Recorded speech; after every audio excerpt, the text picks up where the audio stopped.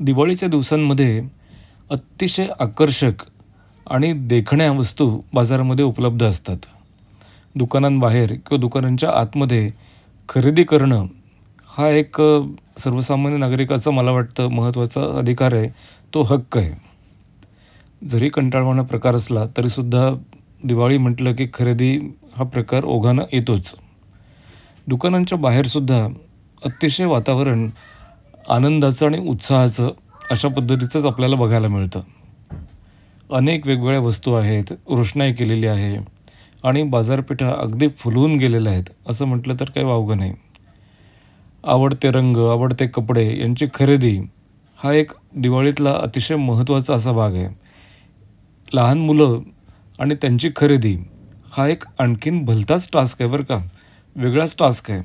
एकतर त्यांना बाहेर आणणं, त्यांच्या मनासारखे कपडे घेणं आणि त्यांना एका जागी शांत बसवणं, ह्या सगळ्याच गोष्टी अतिशय जबाबदारीच्या आहेत. बघा, मुलं काही केलं ऐकत नाहीत. सगळीकडे बाळगोपाळांची हीच अवस्था आहे.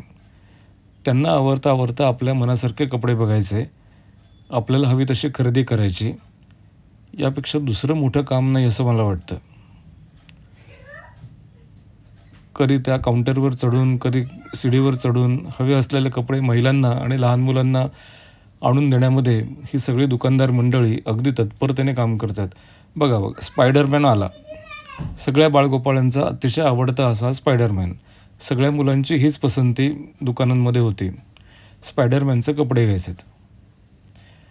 दुकानांच्या बाहेर मात्र अशाच प्रकारच्या आकर्षक गोष्टी विक्रीसाठी उपलब्ध झालेल्या आहेत.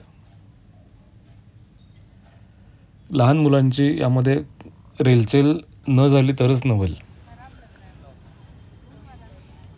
हे वरून आकर्षक दिसणारे असे विमान, वेगवेगळ्या वस्तू लहान मुलांचं लक्ष वेधून घेतातच. एरवी असणारी गाड्यांची गर्दी, प्रचंड ट्रॅफिक याकडे लक्ष न देता दिवाळी म्हटलं की उत्साहानं या सगळ्या गोष्टींना सामोरं जाण्याचं, अतिशय आनंदानं सहभागी व्हायचं, हे एक महत्त्वाचा भाग आहे. दिवाळीतल्या पणत्या हा सुद्धा त्यातला एक आकर्षणाचा भाग आहे.